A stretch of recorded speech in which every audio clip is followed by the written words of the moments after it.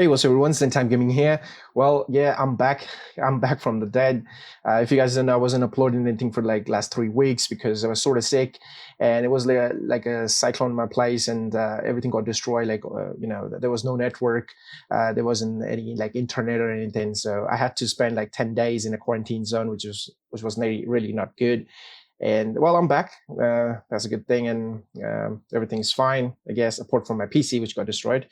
And I'm recording it on my laptop, and I have to spend rest of the time with this. And I hope everything goes fine with the recording and stuff. Because yeah, I don't know what's gonna happen. So yeah, well, we're starting this video. I haven't got any chance to play the PTS like 1, 2, but I'm playing the PTS 3 right now, as you can see. So I don't know what the changes was. I never had any like no internet, nothing. So I don't know what's going on in the game. But I just started PTS 3, phase 3, like yesterday, and I played like a couple of hours, and I found some interesting stuff.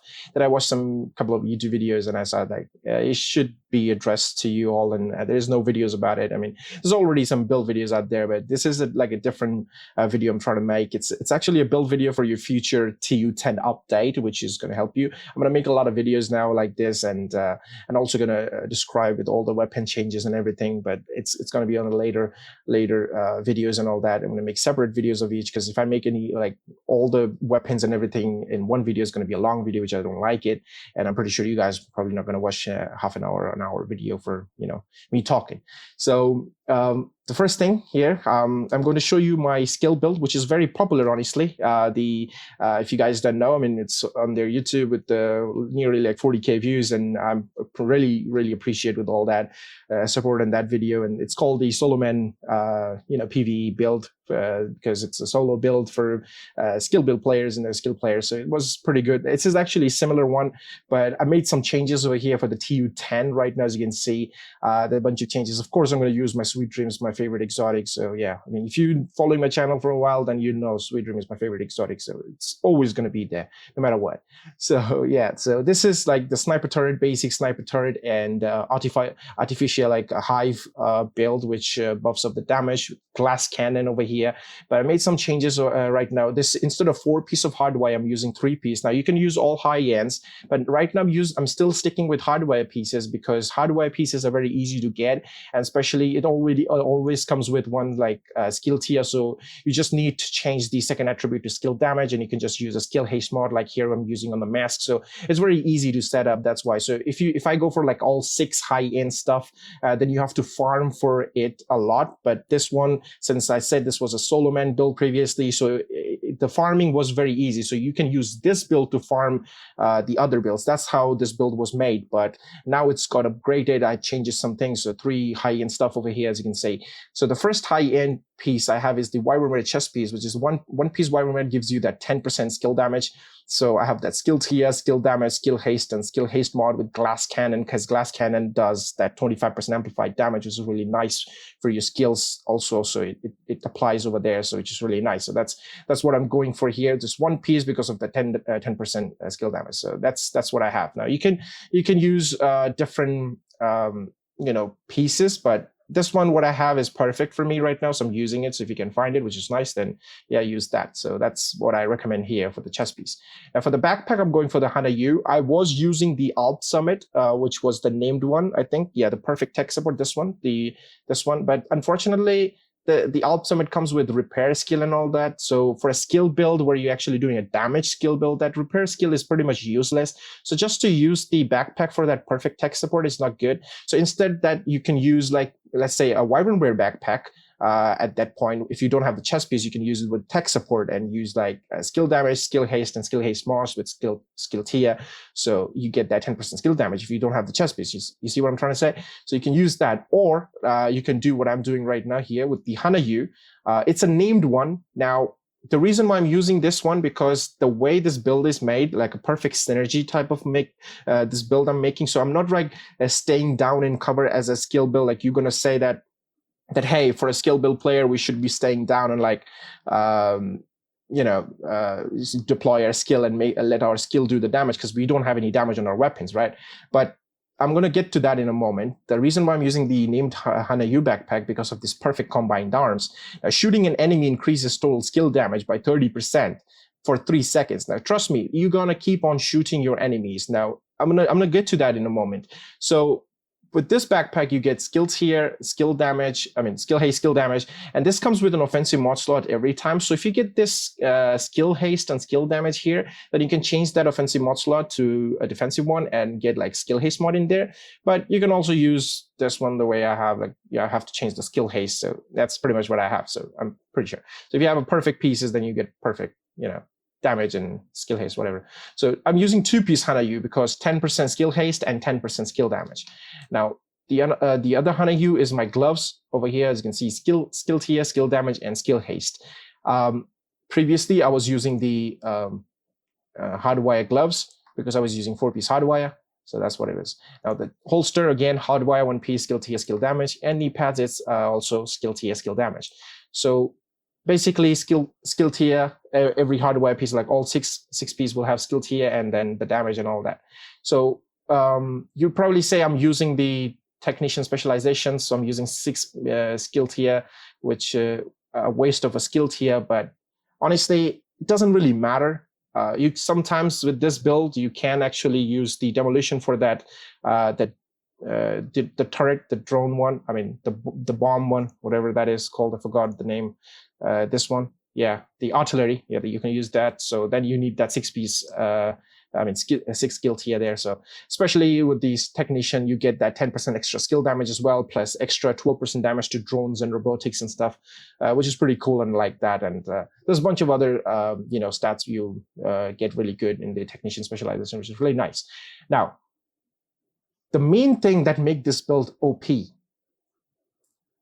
is this weapon, the Harmony. The named weapon, yes, the Harmony, because the talent is perfectly in sync. Like I said, the build is perfectly in sync. I'm using it. That's why the talent and the build is actually perfectly synergizing together. Now, hitting an enemy grants 20% skill damage for 5 seconds, which is pretty good. You just need to hit an enemy. Now, this hit could be your weapon or could be your skills. Yes. Now, using a skill or damaging an enemy with a skill grants 20% weapon damage for 5 seconds, which is pretty good because as a skill build player, you don't have much weapon damage, so 20% weapon damage is nice. So you can kill those red bar NPCs or some NPCs with low health, you can just use it. Plus, this is a rifle, so you have good amount of total base damage, and it's easy to control. It's not like going to jump around, all right? Now, this one, which makes this build even better, is damage increases are doubled while both buffs are active at the same time.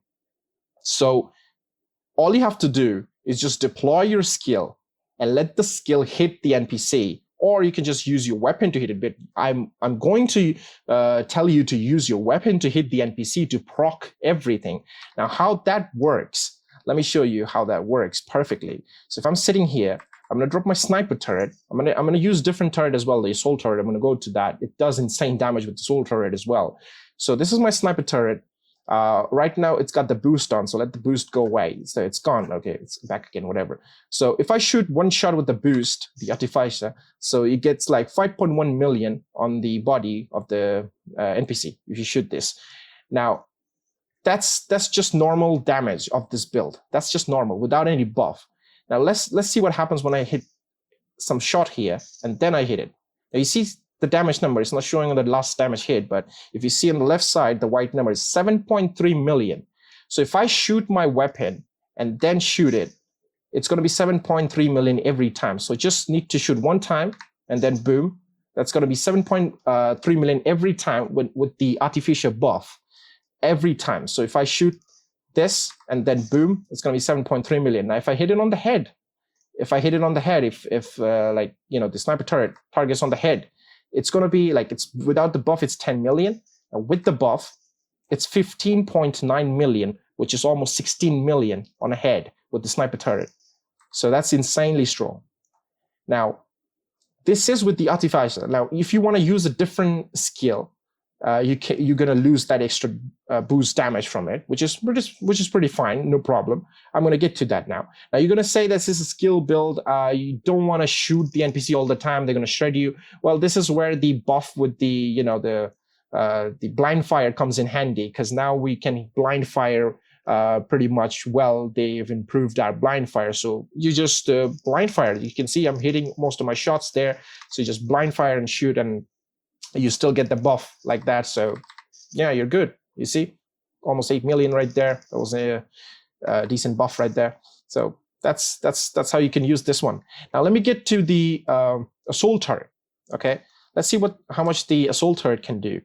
So with the assault turret over here, you can see my base damage is 127k, which is all right, I guess. But let's see how much damage I can really do with the assault turret. So I deployed it, just the the buff, whatever. So yeah.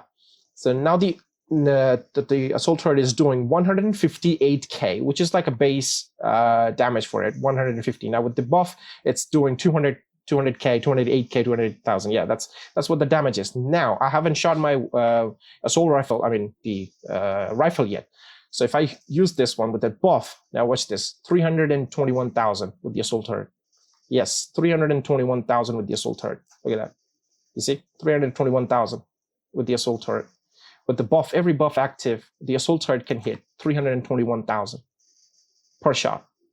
That's how good this one is. Now, this is a high-end, this is not a complete high-end build. With complete high-end build, you get more flexibility, you get more skill haste, you can get some way more damage. You can squeeze up more damage from it.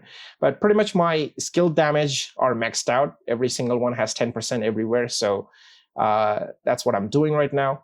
And it's working pretty good, honestly. That's the assault turret right there. It's doing 320k, 21k, whatever. So yeah, that's you should use this build in TU10 and give it a try. I've actually completed, I forgot to mention this is the important part. Sorry, I'm still kind of dizzy with all that stuff going on with me. So the thing is, I played Roosevelt Island Legendary and I soloed it in 33 minutes and 41 seconds. Yes. This was the important info. I should have said this one earlier, but well, wasn't really up to my mojo here with making the videos. So yeah, that's the build here. You can give it a try. I'm gonna come with another build, so stay tuned for that. It's gonna be a marksman rifle build, but trust me, it's a marksman rifle build with a crazy headshot damage, but it has 60% crit chance. Yes, a marksman rifle build that can crit. And trust me, let me give you a little bit of hint, or not hint, but just let me tell you how much damage it can do.